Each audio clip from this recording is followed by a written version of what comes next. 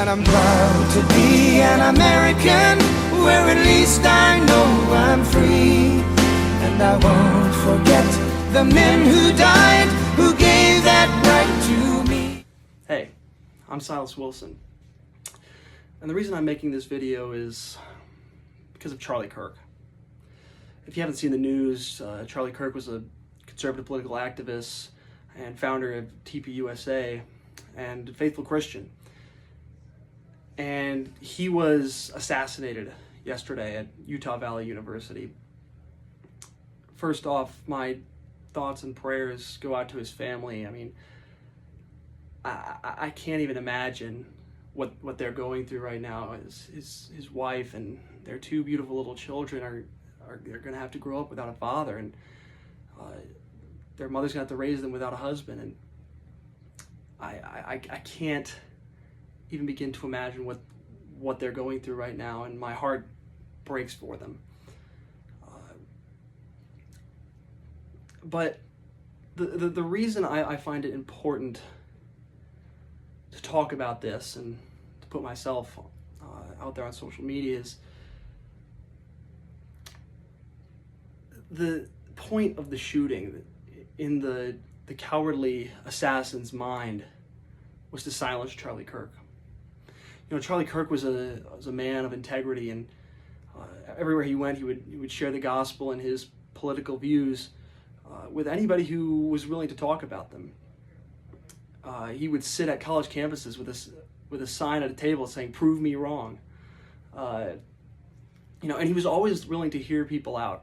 You know, Charlie wasn't one of these guys who shouted people down or interrupted them in the middle of their arguments. Charlie was a guy who would hear people out and have an honest debate with them, which is what America was founded on.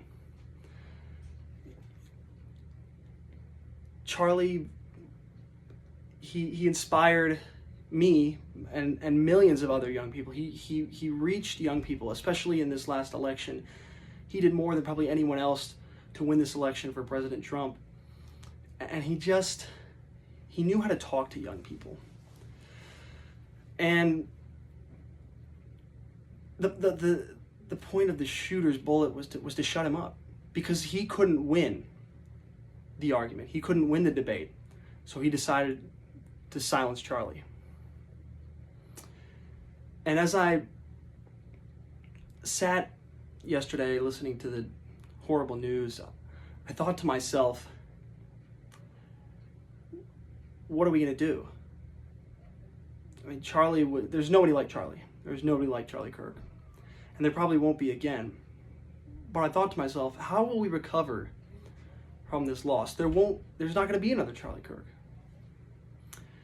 Who's going to take his place? I sat there thinking, who? And it slowly dawned on me that it has to be all of us. You and me.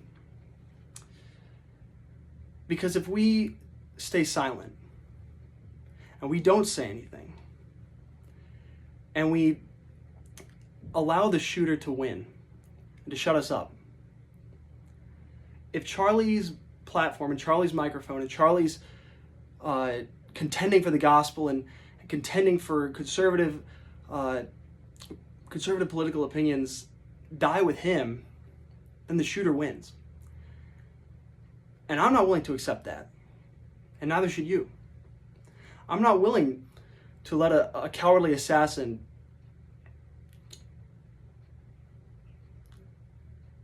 stop the spreading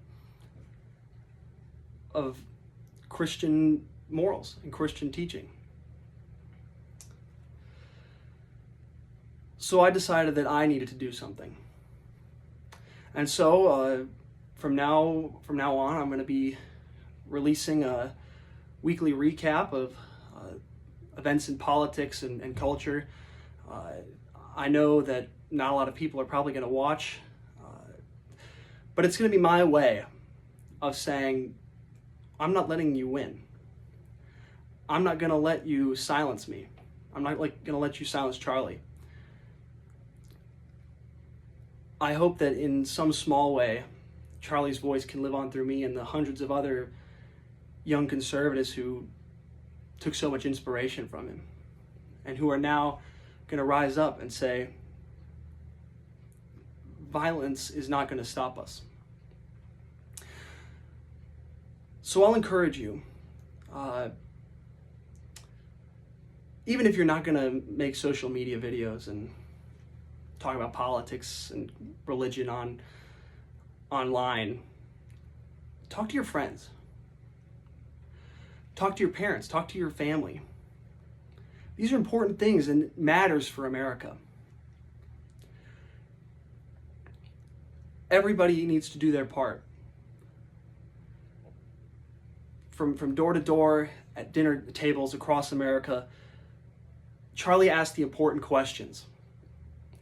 And now it's time for us to do the same, because he can't.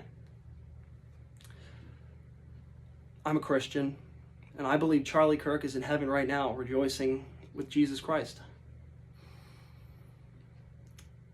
And that gives me a lot of hope. And I hope that gives you hope as well. Isaiah had a vision from the Lord. And the Lord asked, "Whom shall I send? And who will go for us?" And Isaiah said, "Here am I, Lord, send me."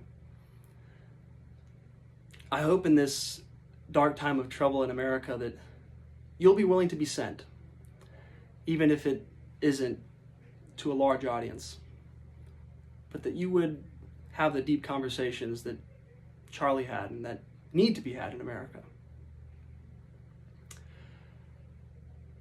I hope you'll keep the Kirk family in your prayers as I am. And I hope you'll pray that America would come out of this culture of political violence. And finally, I hope that you'll also find it in your heart to pray for this shooter who is so full of hate and confusion, that he would do this and shoot an innocent man with a beautiful young family. I hope you'd find it in your heart to pray that he would see the light. And I hope that also you would pray that he would be brought to justice as well.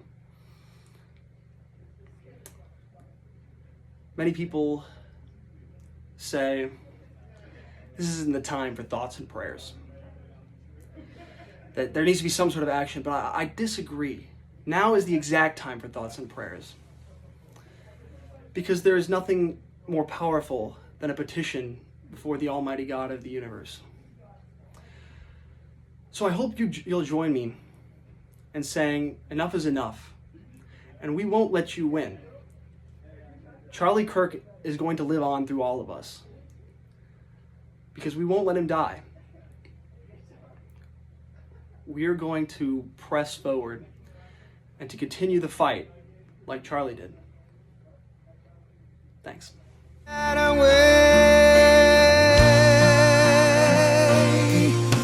I'm proud to be an American, where at least I know I'm free, and I won't forget the men